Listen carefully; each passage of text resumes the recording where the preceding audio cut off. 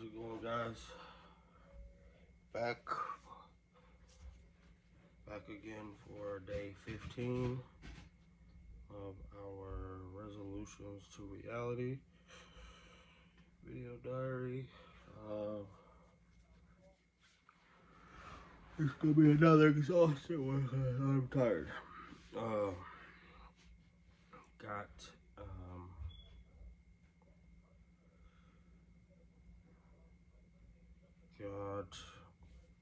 Got up at about 7:30 today. Played around until I got up and went to go get my Red Thunders.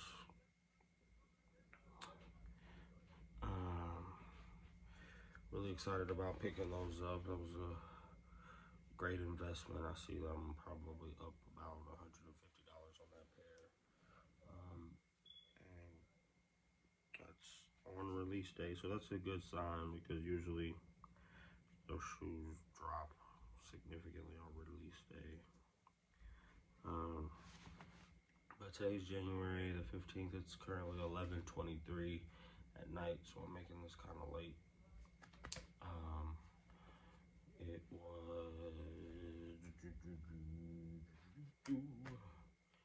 It was a frigid 20 degrees today, so pretty chilly. We got some snow last night. Woke up to snow, which kind of sucked because I wanted to bring Atlee back to the house and spend some time with her and Lacey here at the house, you know, but that just doesn't seem to be working out in our favor these days because of the weather and her being so young.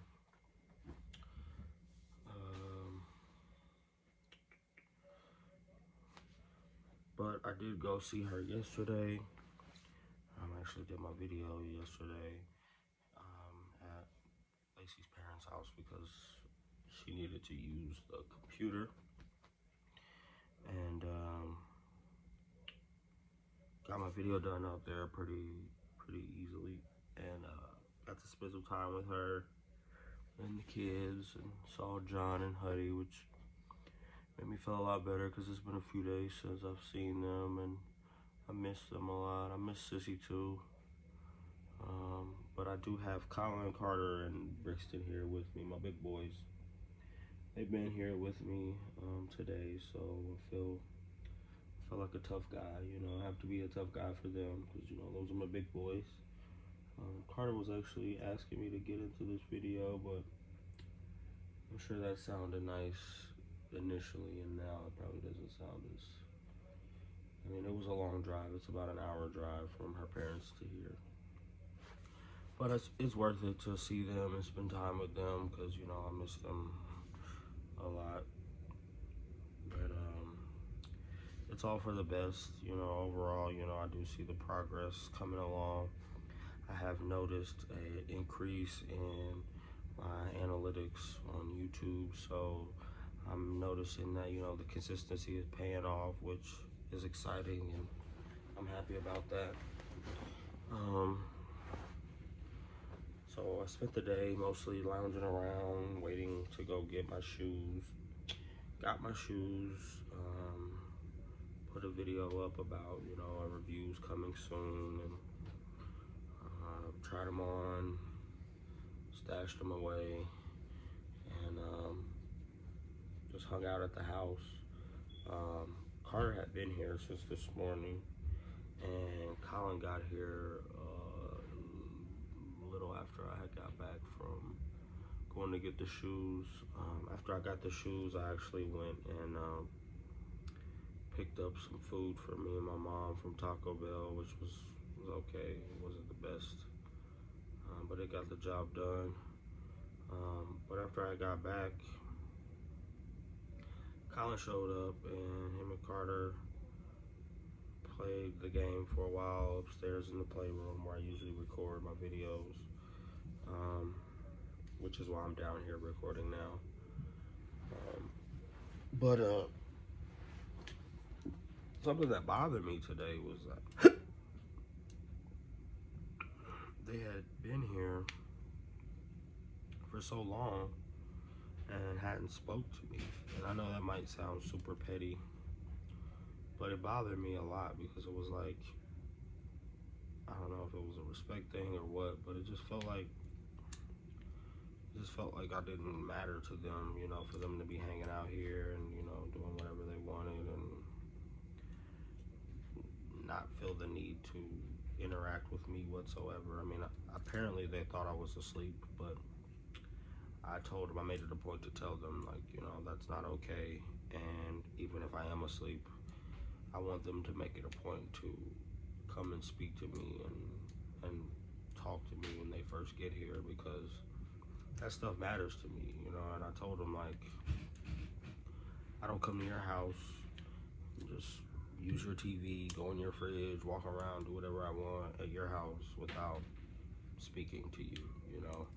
I will at least say hi. And then I also told them, like, you know, what if we just ran into each other in public? Are you just gonna walk right past me like you don't know me? Or are you gonna want to address me? And I even told him the example, like, what if I saw you at Target and, you know, you saw me and we looked dead at each other and I just walked right past you like I didn't know you? That wouldn't bother you? And they were like, oh yeah, that would, I'm sorry, I didn't mean to do that. And then, you know, they wanted to come talk and hang out, which is all fine and dandy, but at the same time, I told them, you know, it's not okay with me to just be here and not, you know, make your presence known. You know, I'm your father, so speak to me. And it kind of makes me wonder, you know, maybe if I've failed them in some way or left something out that I needed to instill in them, or whether or not I really just don't matter to them enough to cross their mind, you know, randomly. But I just feel like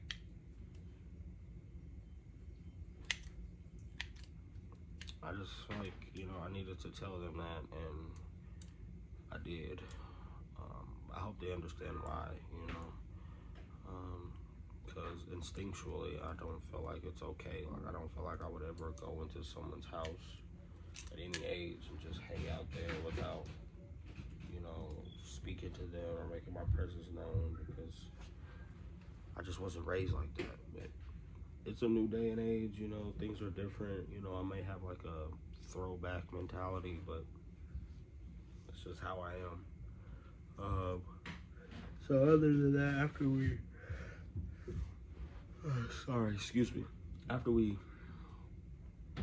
spoke about the whole speaking to each other when we first see each other, they came down and we talked for a while about things that are going on at their houses. And, you know, Carter told me about his sports, because that's something he's big on right now.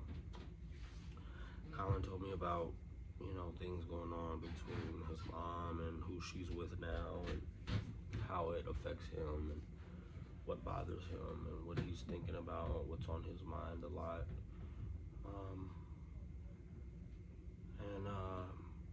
I tried to offer my best advice for both of them in both of their situations.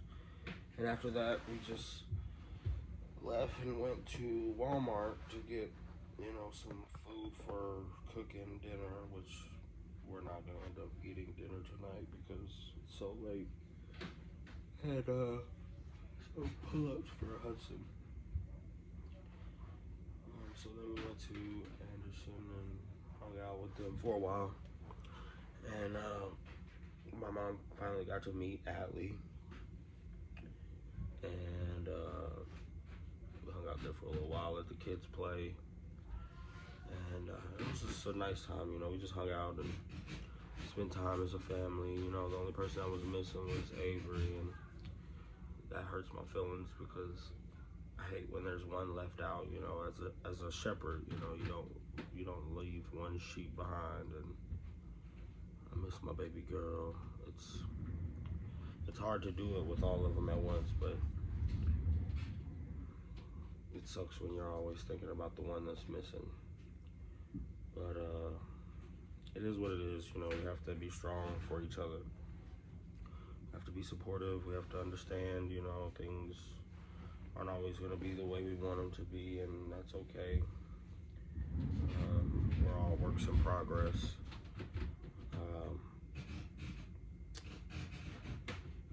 As far as tomorrow, I don't really have much planned. I want to get a lot more organizing done. I want to get this laundry situated. I have a mountain of laundry. I also want to clean up around here a lot and just get myself organized and ready for the work week so that I can make it as streamlined as possible when I start next week on my regular shift. I'm super excited about getting back to work on my regular shift and being able to adjust to that and not having to get up early in the morning anymore. But I want to keep the same bedtime relatively. Hold on. I want to keep relatively the same bedtime, but. Thank you. Welcome. Will you shut my door when you go back up there? Yeah. Thank you. I want to keep relatively the same bedtime so that I can stay on a good sleep schedule. But you know, when you work second shift and you don't have to be at work till 3, most people will sleep until they have to, right before they go to work, and I don't want to be like that. I want to wake up at a decent hour so I can get stuff done here and around the house before I go to work. I don't want to just wake up and go to work. I want to, you know, be up. Because, I mean, on first shift, you know, I was doing this at like 5 in the morning. I'm like getting up, going and eating cereal, getting stuff prepared before I go in. But I don't want to stop doing that. I want to be one of those people who just crawls out of bed and goes in, and it feels like your whole life is revolves around work. Because then it's like you get off work and you're all awake, and you're like, oh well, I want to learn how to do something, and it's 11:30 at night. So you're like, no, I'll stay up till 2, 3, 4 in the morning. Next thing you know, it's sunlight, and you're like, I gotta go to sleep. I gotta be back up at 3. So I'm gonna try to. So I'll get off at like 11:30. I'm gonna try to go to bed at like 12, 1, like almost as soon as I get off, because that's usually, I'm usually already in bed by then on first shift. But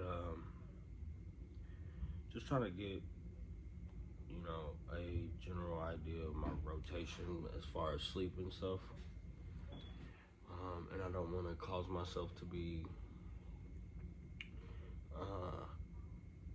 like irresponsible about my sleep schedule, because I mean, I'm not really doing anything important at that time of night. There's not really anything important to be done.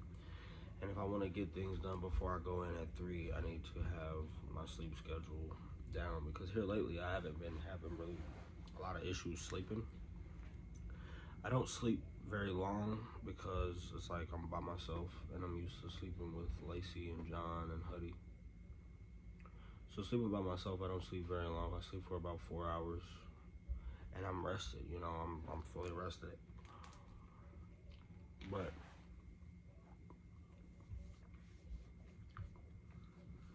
I don't want to keep that little amount of time as how long I sleep. I want to sleep longer. So I've been taking so while I was sick, I was taking Tylenol PMs. And they were helping me sleep, but they were giving me the weirdest dreams and making me super drowsy. And I don't have any like body aches or any like sickness to get rid of, so there's really no point in taking more Tylenol PMs. I might start taking melatonin or something, or some kind of vitamin or sleep aid. But I don't want to just get into the habit of using like a supplement to make myself sleep. Mainly because I don't want to be collecting new vices that I'm going to have to figure out ways to get rid of. I want to just be able to naturally adjust myself to what my schedule needs. And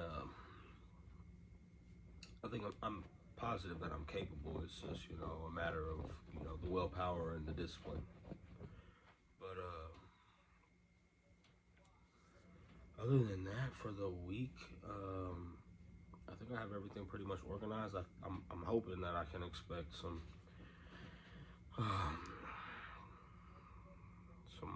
positive financial benefits to come my way next week. I have a few different things that are supposed to come. I mean, I'm supposed to get my first check, which I'm super excited. I'm also expecting some money from my self account, which, if you guys aren't aware, is a credit builder, an account that you pay yourself, and once it's paid off, you get a positive payment history on your credit report as well as your money back, minus a small fee. But it's the second time I've done that, and they do help your credit. But expecting that to come later in the week, because early in the week it's like a holiday, which I do have to work on. And I'm supposed to get paid on Thursdays, but I have my direct deposit set up through Chime. And when I was at Target, we got paid on Thursdays too, but with Chime, I got paid 2 days early, so I got paid on Tuesday night. Hopefully that's still the case, because I would love to get paid on Tuesday. I would love to get paid on Tuesday instead of Thursday, but it doesn't matter. I just need to get paid as soon as possible,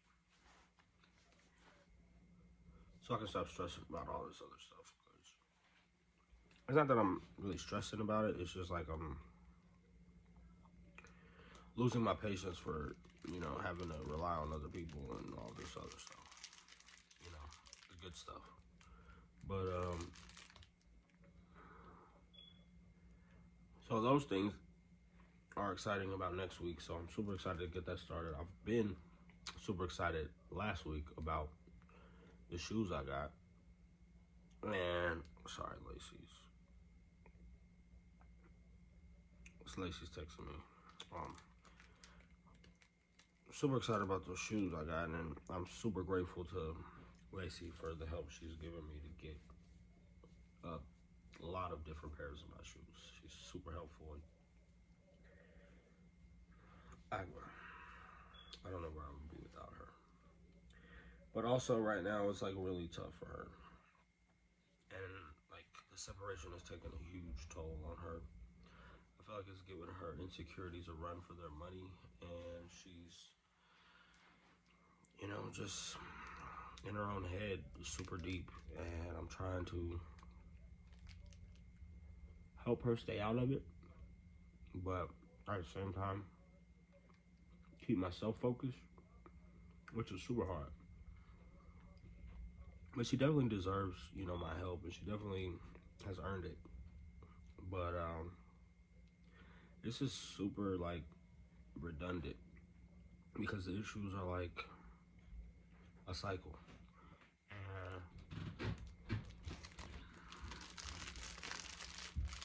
It goes in waves from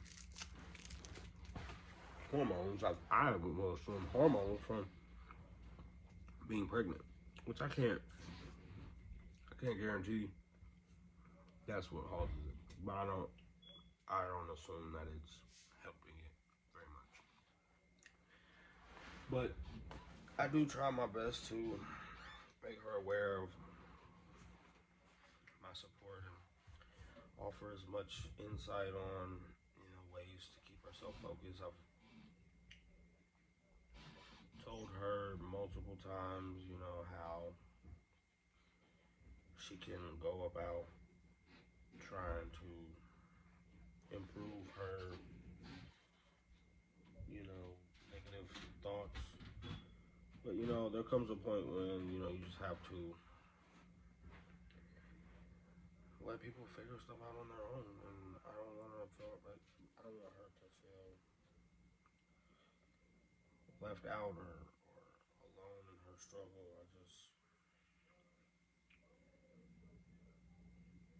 I just think it's more or less a personal thing that, you know, sometimes she can't even explain. And it's not that I can't interpret or try to help her with, but I just don't think sometimes I'm the help she needs. And I may be a little too tough for the type of nurturing she's looking for. And I think a lot of our issues now are stemming from discomfort of not having one another's support close by. And that's a choice we both made in order to help us improve our living situations. And just like the not smoking, you know, it was a good idea when we made the choice, and it's still a good idea. It's the actual work it takes of doing it, doing what we've decided is a good idea, that bothers us the most. Because, I mean, it is hard not having her here. It has been a struggle, you know, just thinking about, you know, all the time I don't get to spend with her, and not having my best friend, you know, here with me to talk to and laugh with and all that. But at the same time, it's like we have to pick our battles, and we have to have each other's backs about what's best for us and our families, because we've indulged in ourselves and each other long enough, I guess. But there still will be time for us to have what we had before. Again, it's just right now it's time to get back to work. It's time to get things established. It's time to get reorganized. It's time to stop wasting time. And I'm a firm believer that that's the right choice to be made right now.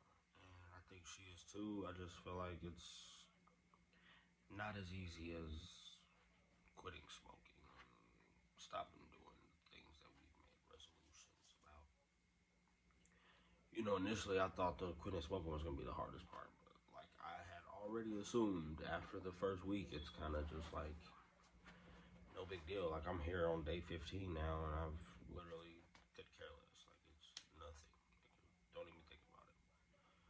All of the urges and everything gone. Like it's like I never did it before. And I have no problem not wanting to. But now I'm just like, you know, it would probably be a lot easier if I had her, you know, here to just be with me. Like it sucks when you know, you're just the only person that you want to be up your ass is an hour away. And it's like, damn, that's just far enough to be annoying as fuck. Just far enough to be like, I can't just get up and go. I can. I just don't have the resources right now. And it's better for both of us if we collect more resources before we just risk our last and final trip to just hang out and see each other. Which she's definitely worth. She's definitely worth, you know, my last and final trip. But it's just for the grand scheme of what we're trying to accomplish, it doesn't fall in line with that. And we're both going through the growing pains. You know, distance makes the heart grow fonder. But this distance is just, I feel like it's just causing friction, and it's not the best way to combat postpartum, which is also a huge issue for someone, I assume, who is dealing with a 3-year-old, a 1-year-old, and a 8-day-old. So I have a lot of respect and admiration for her being this stable and this, you know, durable, because it's a challenge. I know it's a challenge. You know, you're stomach is cut open and just had major surgery, and your child is feeding off your body, and your other children are still used to you being the nurturer and want your attention and your time, and it's just you. You're just you. And your partner who helped you get in this situation is an hour away and just by themselves and able to go and do whatever they want, as you would assume. But I'm not. I'm just here thinking about them, missing them, and hoping they're okay and safe, and trying to make the days go by faster so we can get back to where we were. But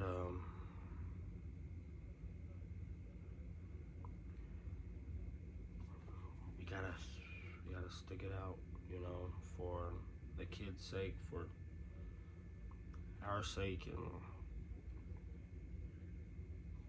for a better future. You know, I need this to have, you know, I guess someone to talk to, and a way of releasing, you know, my frustrations and my anxieties and all those pent up things that I keep to myself. I use this as a way to get it off my chest and have an outlet, which I think is something that is super healthy. Like, I didn't even realize how healthy it was until I started doing it. It's like a confessional. I think it'd be healthy for her too, but it's hard to get people to want to, you know, take advantage of the resources that they have right at their fingertips all the time. It's not like I've been doing this forever. I just started and I'm already seeing the benefits. But even though I do it around people constantly, and people, you know, hear me say, you know, this is what I'm doing and this is why, it's not like it's something that everybody wants to be a part of. You know, I think some people are just able to get their issues in order and organize their personality a lot better than I do, and that may be the case. That's cool, but this is the way I do it, and this is the way I like it to be done.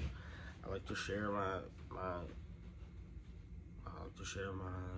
experiences with other people, and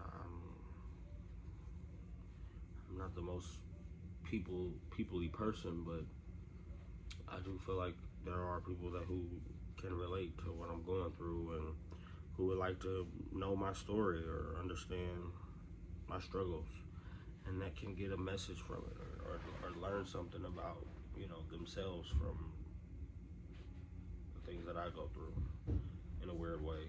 I don't know. But it's not easy, you know. It's not easy in the overall scheme. I didn't expect what is bothering me to be the issues that are bothering me, and it's not like something major or something that's defeating or discouraging. It's just unfortunate that I didn't expect to be caught off guard with these emotions and miss somebody I've seen so much. And it's crazy now that it feels like she's under the impression that I don't even miss her, and I'm just out here lollygagging and hanging out with everybody. But it's like, there's no one else to hang out with but your best friend. And it's like sometimes the distance makes her feel like she's not that to me when she is. And sometimes I also think she's in like a cesspool of negativity that just, you know, if you hang out with 4 broke people, you'll be the 5th type thing, you know, birds of a feather kind of thing. But she's strong, you know. I trust her with my life. I trust her with my children's life. And I think she has more than enough willpower and discipline and, you know, focus to make it through. I think it's just, I'm her outlet, so I get the sharpest end of the sword. And that's, you know, like I tell her, that's who I've wanted to be for her from the beginning. You know, I wanted to be the person she turned to and wanted to talk to and needed to have as someone to confide in. I wanted to be that for her, and now that I am, I can't be upset about it or regret it. I have to just take it with a grain of salt and appreciate it for what it is, because I mean, at the end of the day, it's what I've always wanted. And now that I have it, I can't just, you know, just throw it by the wayside like it's getting on my nerves, because that's not fair. And I don't want to be that way towards her. It doesn't bother me to that extent. It's just uncomfortable. But uncomfort brings change, and I think change is what's super important to us right now, for both of us. I got a lot of thinking to do. I got a lot of praying to do. I want to spend tomorrow really focusing on organization and family. Like, I'm gonna make sure everybody's okay and just do my check-ins and get myself established with what I definitely have to make it through the work week, and just get straight to it, because that's just the way I face my issues, is head on. And I want to make sure that the process is not unappreciated, because I have to trust the process. But we're going up on 32 minutes, so I'm gonna let you guys go. I know I've been kind of mono, kind of boring this episode or this day, but that's just been the gist of the day. It's been a restful day, and my emotions are getting the best of me, I guess, to an extent. I'm not really emotional. I'm just lonely for her. You know, I'm lonely for Lacey, because that's the only person I want to see right now. But hey, I'm gonna take my lonely crybaby ass to bed, and we'll get readjusted focus in the morning once we've cleansed ourselves from this exhaustion from our 2-hour drive back in there and back, and we can see things clearer with fresh eyes. Thanks again for watching. I really appreciate it. I was planning on getting my Kick Game episode out tonight. Now that I've got this done, and I have to get it chopped up a little bit, not chopped up a little bit, but just dressed up from the front and the back. I will get this out tonight. It probably won't finish until it'll be the 16th. But I'll probably get the Kick Game out later this afternoon, just because it's gonna need more editing. That will have Colin and Carter in it, but I'll get that out to you guys as soon as possible. That'll probably be where I start my day at tomorrow, is getting the Kick Game done. And who knows, I might, you know, just get in the bed and not get as sleepy as I am, and go ahead and start editing it, because I think I can tell from Lacey's text messages that we're gonna have some phone talking about, you know, her feelings and things, which I don't mind. I know it's not gonna be a short conversation, so I'm gonna get that out of the way. And I want to talk to her anyway, because I don't know, it's getting kind of boring just talking to myself. And some days it's kind of like upbeat, and you're like, yeah, this is, think about this, think about that. And then other days you're just like, this would be probably a lot easier if I had my best friend, But it is what it is. We're gonna stop the pity party right there. And I'm gonna get this edited and get it out to you guys. And we will have this video for day 15, which is gonna upload on the 16th. But I'm recording it on the 15th. Kit Game is gonna come out today on the 16th, and day 16 is gonna come out today on the 16th. So you get 3 uploads from me today. It'll be a busy day. But nothing the big dog can't handle, nothing top dog can't handle. And like I said, thank you so much for watching. Thank you so much for being patient with me. And I see the growth happening slowly but surely. I will stick with it. I'm gonna stick with you guys and get you guys the full undisclosed look into my life and my feelings and my resolutions to reality. That's all I got for you guys. Adios.